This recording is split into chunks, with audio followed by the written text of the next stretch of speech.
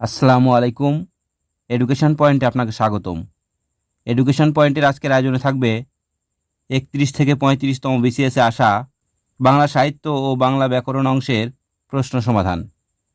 31তম BCS. 1 নম্বর প্রশ্ন, বাংলা গদ্যের জনক কে? বাংলা গদ্যের জনক হলেন ঈশ্বরচন্দ্র বিদ্যাসাগর। অ্যান্সার ঈশ্বরচন্দ্র বিদ্যাসাগর। আনন্দমঠ উপন্যাসের লেখক কে? আনন্দমঠ লিখেছেন বঙ্কিমচন্দ্র চট্টোপাধ্যায়। অ্যান্সার বঙ্কিমচন্দ্র চট্টোপাধ্যায়। বিদ্রোহী কবিতা কোন কাব্যের অন্তর্গত? বিদ্রোহী কবিতা কবি কাজী নজরুল ইসলামের অগ্নিবীণা কাব্যের দ্বিতীয় কবিতা। এটি 1921 সালে সাপ্তাহিক বিজলি পত্রিকায় প্রকাশিত হয়। অ্যান্সার অগ্নিবীণা। তাম্বুলখানা গ্রামে জন্মগ্রহণ করেছিলেন কোন কবি? তাম্বুলখানা গ্রামে জন্মগ্রহণ করেছিলেন পল্লীকবি জসীমউদ্দীন। অ্যান্সার পল্লীকবি জসীমউদ্দীন। ছিন্নপত্র এর অধিকাংশ পত্র কাকে উদ্দেশ্য করে লেখা? ছিন্নপত্র এটি কবিগুরু রবীন্দ্রনাথ ঠাকুর ইন্দিরা দেবীকে উদ্দেশ্য করে লিখেছিলেন। অ্যান্সার ইন্দিরা দেবী। আলাউলের তহফা কোন ধরনের কাব্য? মহাকবি আলাউল এর তহফা হলো একটি নীতিকাব্য। অ্যান্সার নীতিকাব্য। মাইকেল মধুসূদন দত্তের বীরঙ্গনা কাব্য কোন ধরনের কাব্য? মাইকেল মধুসূদন দত্তের বীরঙ্গনা কাব্য এটি ছিল একটি পত্রকাব্য। অ্যান্সার পত্রকাব্য। উজবুক শব্দটি কোন ভাষা থেকে বাংলা ভাষায় এসেছে? উজবুক একটি তুর্কি শব্দ। অ্যান্সার তুর্কি শব্দ। তুর্কি শব্দের আরও একটি উদাহরণ হলো বাবা। বাবা একটি তুর্কি শব্দ। সমাজবদ্ধ শব্দ আনত কোন সমাজের উদাহরণ? আনত হলো অব্যয়ীভাব সমাজের উদাহরণ। অ্যান্সার অব্যয়ীভাব। অশোক সৈয়দ কার ছদ্মনাম? অশোক সৈয়দ ছদ্মনামে লিখতেন আব্দুল মান্নান সৈয়দ। অ্যান্সার আব্দুল মান্নান সৈয়দ। সন্ধিসাধিত শব্দ পরস্পর কোন ধরনের সন্ধির দৃষ্টান্ত? সন্ধিসাধিত শব্দ পরস্পর হলো নিপাতনে সন্ধির উদাহরণ। নিপাতনে সন্ধি কোনো নিয়ম মেনে সন্ধি হয় না। অদিতি শব্দের সমার্থক শব্দ নয় কোনটি? অদিতি শব্দের অর্থ হচ্ছে পৃথিবী। তাহলে পৃথিবীর সমার্থক শব্দ নয় কোনটি? এখানে নীর, অপরদিকে পৃথি এর অর্থ পৃথিবী, ক্ষিতি এর অর্থ পৃথিবী, অবনী এর অর্থ পৃথিবী, কিন্তু নীর এর অর্থ হলো পানি। তাহলে এখানে নীর অদিতির সমার্থক শব্দ নয়। পোড়াগালী মহাভারত খ্যাত গ্রন্থের অনুবাদকের নাম কি? পোড়াগালী মহাভারত খ্যাত গ্রন্থটির অনুবাদকের নাম হলো কবীন্দ্র পরমেশ্বর। অ্যান্সার কবীন্দ্র পরমেশ্বর। বটতলার উপন্যাস গ্রন্থের লেখকের নাম কি? বটতলার উপন্যাস গ্রন্থের লেখকের নাম হলো রাজিয়া খান।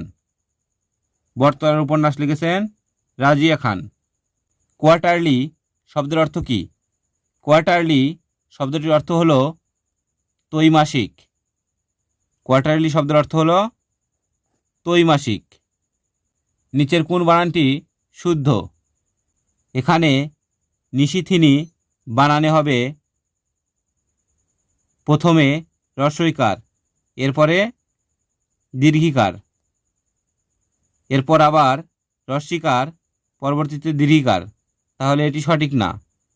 প্রথমে রস্বইকার, এরপরে দীর্ঘিকার, এরপরে আবার রস্বইকার হবে, তারপরে দীর্ঘিকার হবে। তাহলে অপশন খ সঠিক না।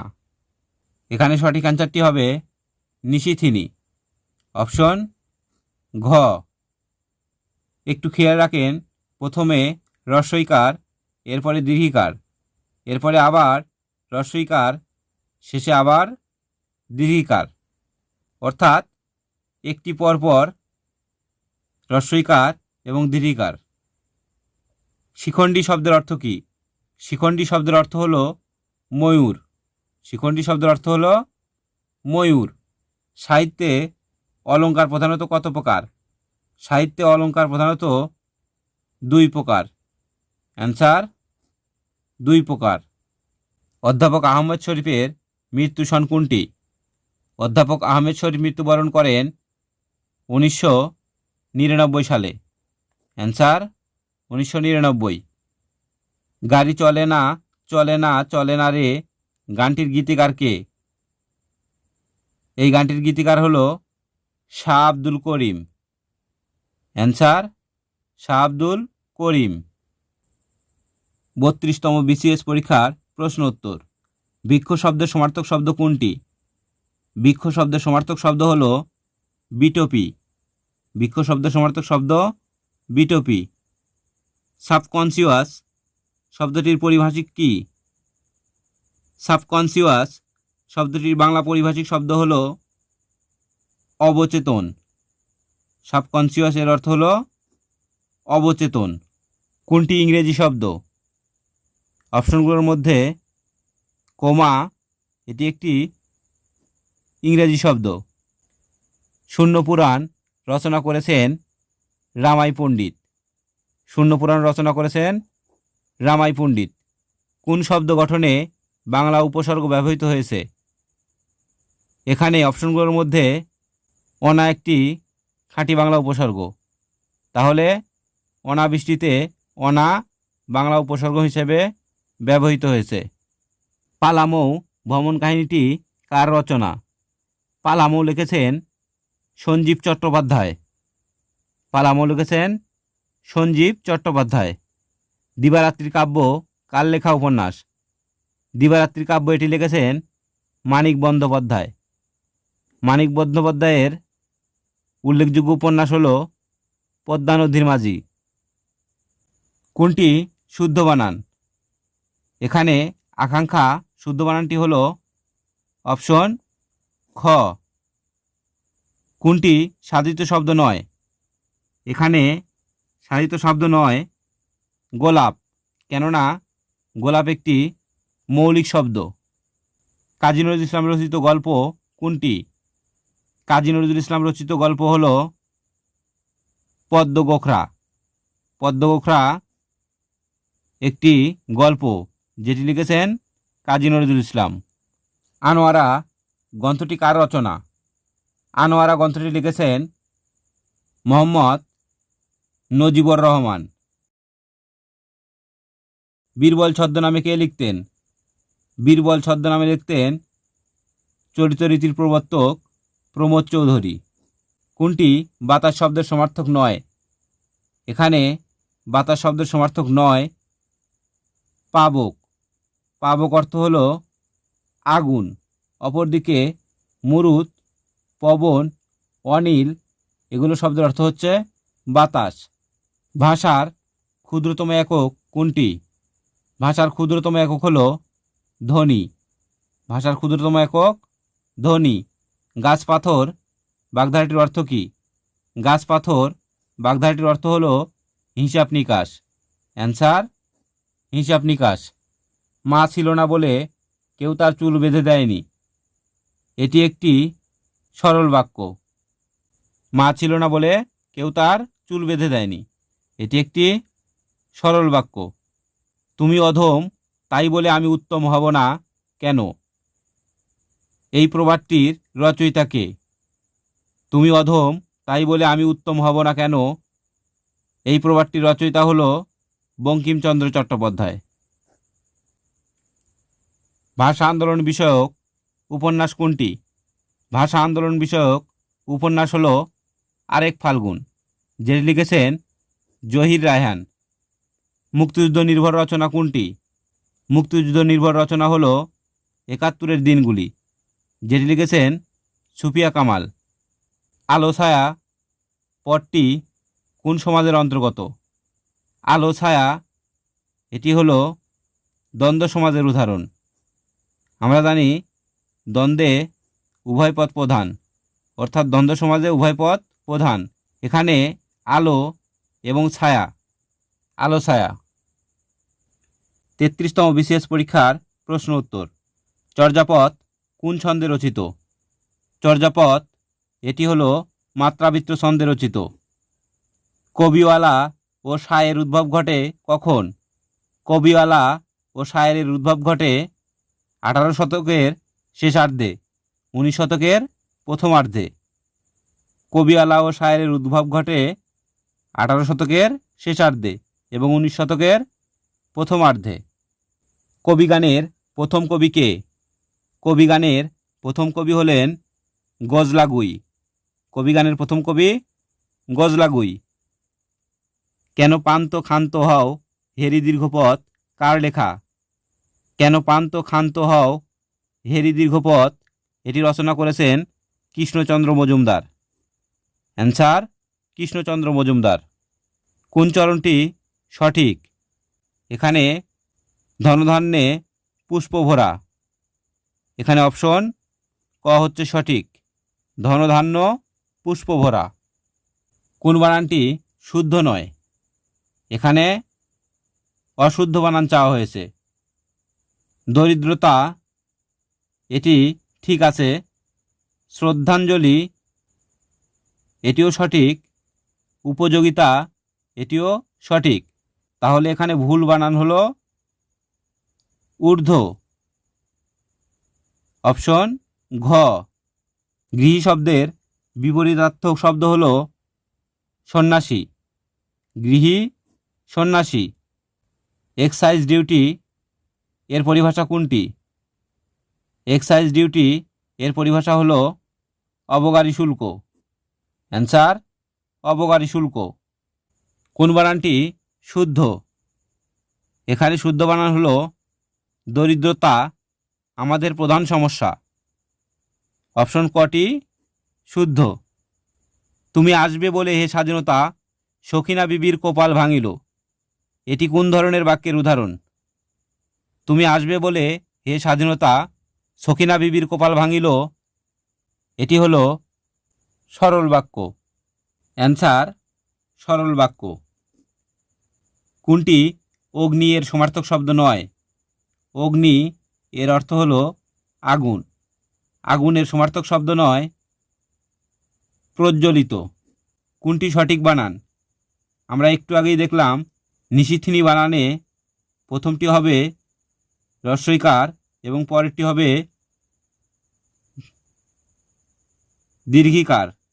তাহলে অপশন ক এটি সঠিক নয়।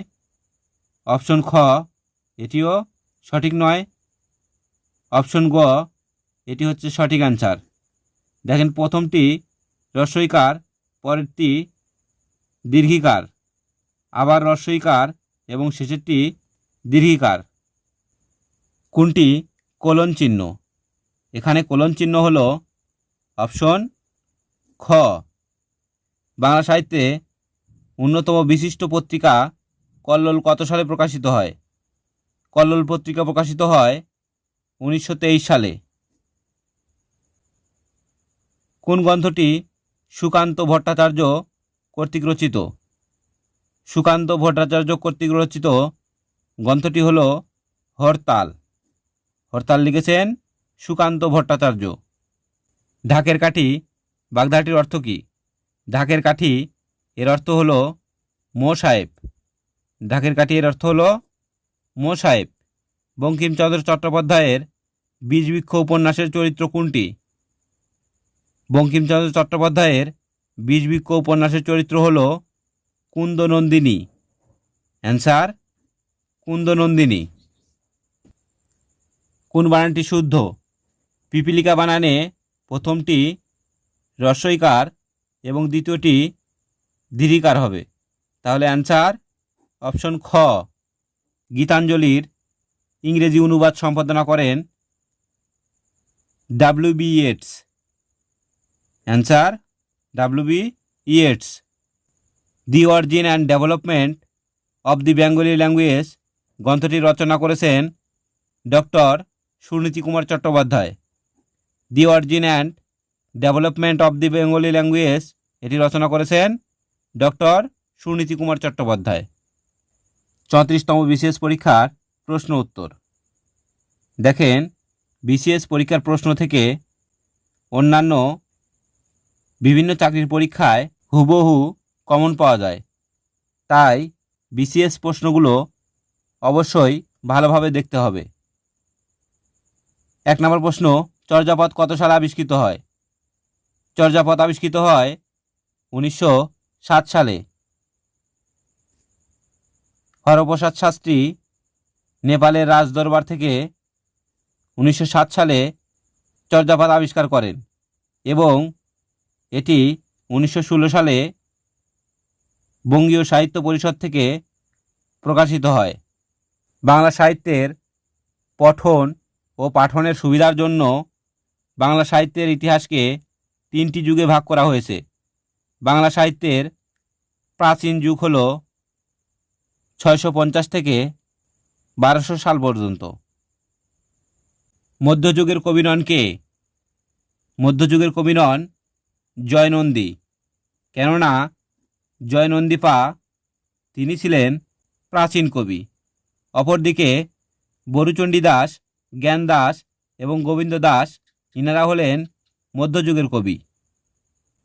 বাংলা সাহিত্যের অন্ধকার যুগ বলা হয় 1201 থেকে 1350 পর্যন্ত। এই সময়কে বাংলা সাহিত্যের অন্ধকার যুগ বলা হয়। ফোর্ট উইলিয়াম কলেজের অধ্যাপক কে ছিলেন?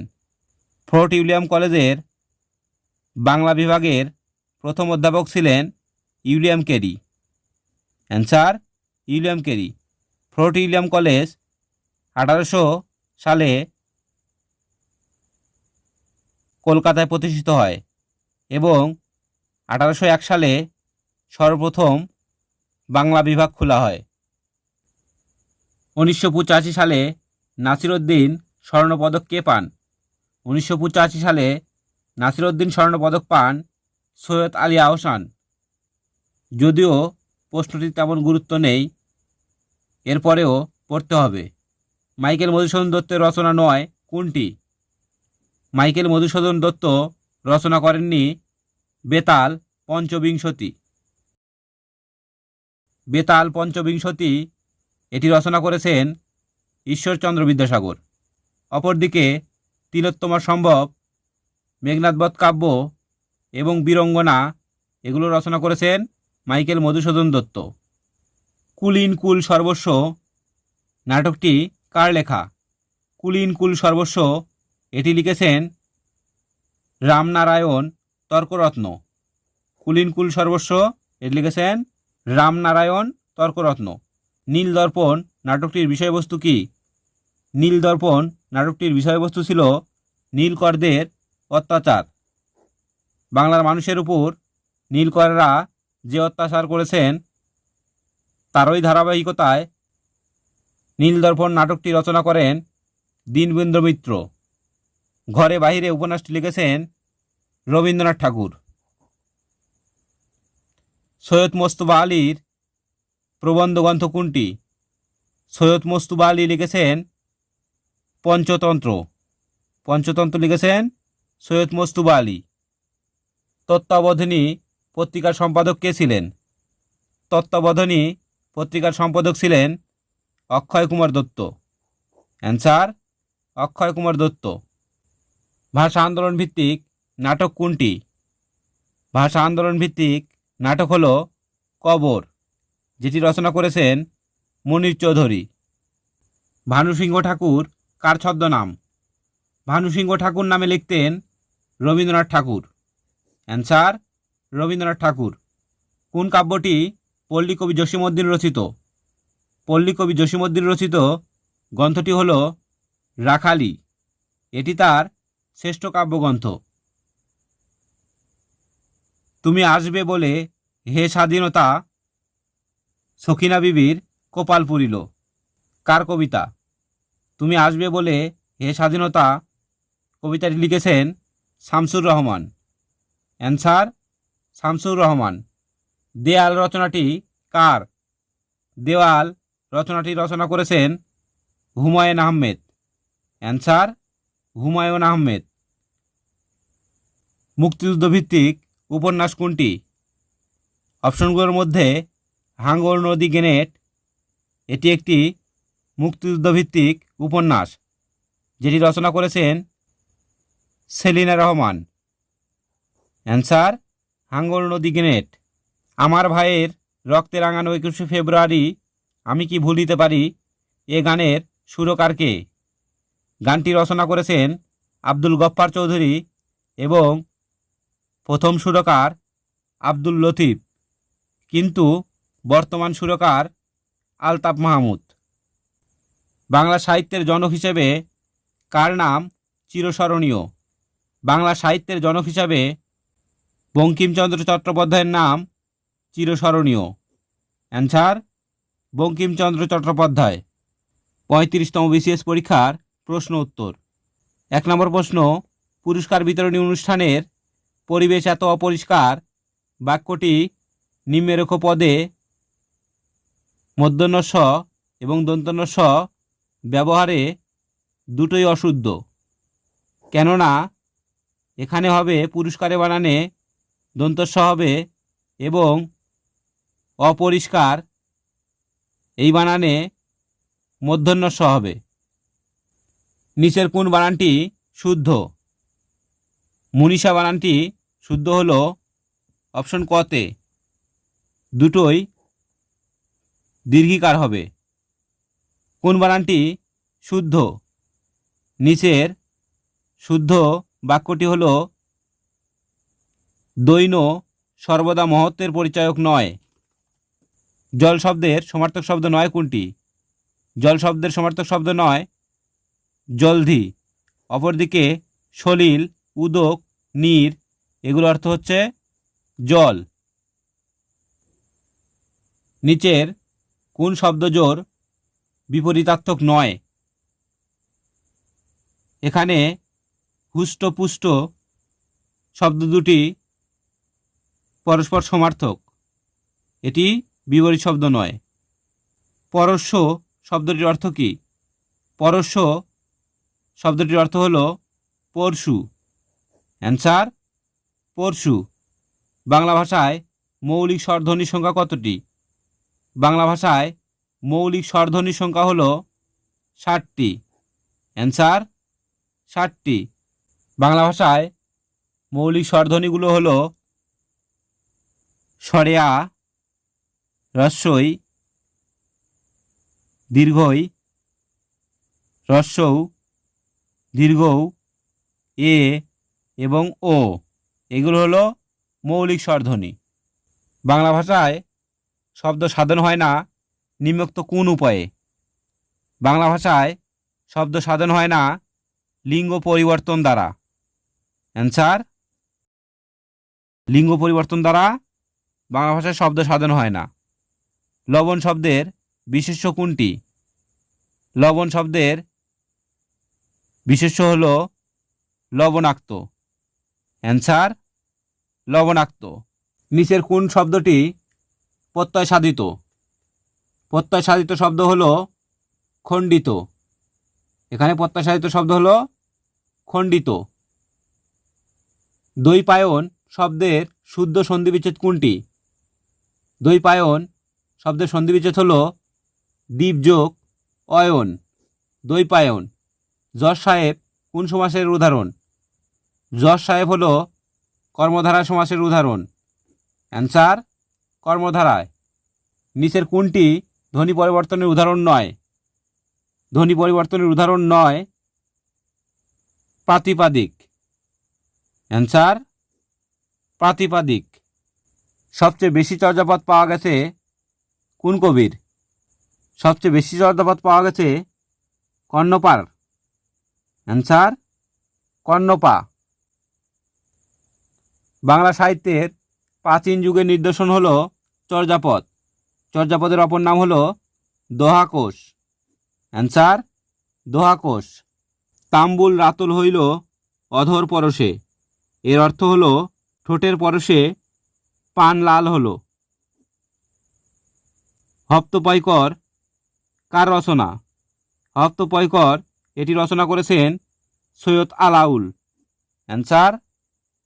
সৈয়দ আলাউল। মঙ্গল কাব্যের কবি নন কে? কানাহরি দত্ত, মানিক দত্ত, ভারতচন্দ্র রায়গুণাকর, ইনারা ছিলেন মঙ্গল কাব্যের কবি। অপরদিকে দাশু রায়, তিনি মঙ্গল কাব্যের কবি ছিলেন না। সমাচার দর্পণ পত্রিকার সম্পাদক কে ছিলেন? সমাচার দর্পণ পত্রিকার সম্পাদক ছিলেন জন ক্লার্ক মার্শম্যান। অ্যান্সার জন ক্লার্ক মার্শম্যান। কোনটি ঈশ্বরচন্দ্র বিদ্যাসাগরের আত্মজীবনী? ঈশ্বরচন্দ্র বিদ্যাসাগরের আত্মজীবনীমূলক বই হল আত্মচরিত। অ্যান্সার আত্মচরিত।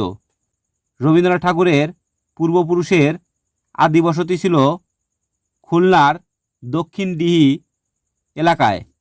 অ্যান্সার খুলনার দক্ষিণ ডিহি। তেল নুন লোকরি কার রচনা? তেল নুন লোকরি এটি রচনা করেছেন প্রমোদ চৌধুরী। অ্যান্সার প্রমোদ চৌধুরী। বাংলা সাহিত্যের প্রথম সার্থক ট্র্যাজেডি নাটক কোনটি?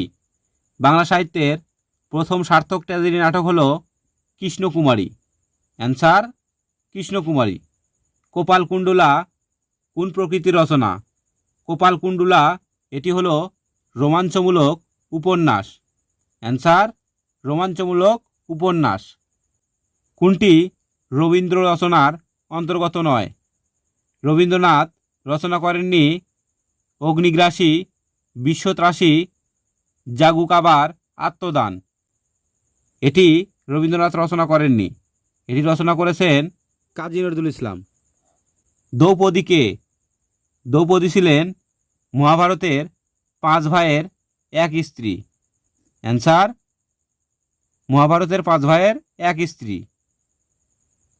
মিলির হাতে স্টেন গান গল্পটি কার লেখা? মিলির হাতে স্টেন গান এটি লিখেছেন আখতারুজ্জামান ইলিয়াস।